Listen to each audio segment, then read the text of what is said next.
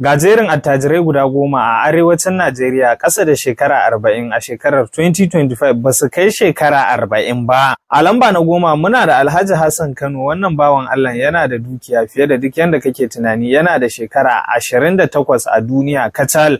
Akalla yana da dala miliyan 2 wanda idan ka juya su zuwa naira akalla za su baka naira biliyan 3. A lamba na 9 kuwa muna da Alhaji Musa Bello. Wannan bawan Allah daga jihar Adamawa yake, yana da shekara 30 a duniya daidai, da dala ɗaya har dala miliyan 2.7 wanda idan ka juya su zuwa naira akalla za su baka naira biliyan 4. A lamba na 8 kuwa muna da Alhaji Aliyu Ibrahim daga birnin Shehu wato Sokoto. Yana da shekara 29 a duniya, da dala ɗaya har dala miliyan 3.3 wanda idan ka juya su zuwa naira za su baka akalla naira biliyan 5. Kana a lamba na 7 muna da Alhaji Abdullahi Muhammad daga dai birnin na Kaduna, da shekara 31 a duniya kacal, da dala ɗaya har dala miliyan 4 wanda idan ka juya su zuwa naira za ka samu kusan wajen naira biliyan 6 kenan. A lamba na 6 kuwa muna da Alhaji Mustapha Umar daga Kano. Ku dai Kanawa fa kamar yadda na sha faɗa, ku fa Allah ya riga ya sallame ku tuntuni, ba manyan ba yaran ba a cewa komai.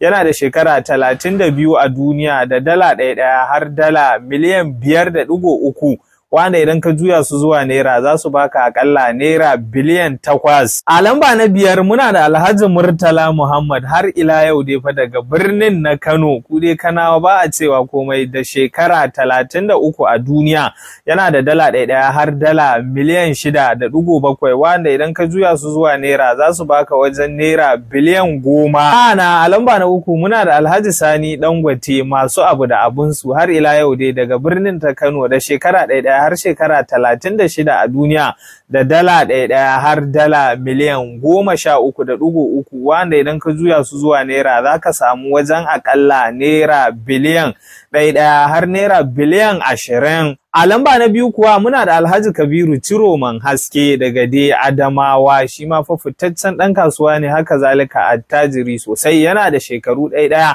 shekara 30 a duniya, da dala miliyan 33 wanda idan ka juya su zuwa naira kuwa za ka samu akalla naira biliyan 1 har naira biliyan 50. Sai daga ƙarshe a lamba na 1 muna da Alhaji Ibrahim Balarabe Musa Junior daga dai Kano. Fitaccen ɗan kasuwa ne da dukiya da yawa. Yana da shekara 35 a duniya, da dala ɗaya har dala miliyan 66 wanda idan ka juya su zuwa naira za su baka wajajen naira biliyan 100.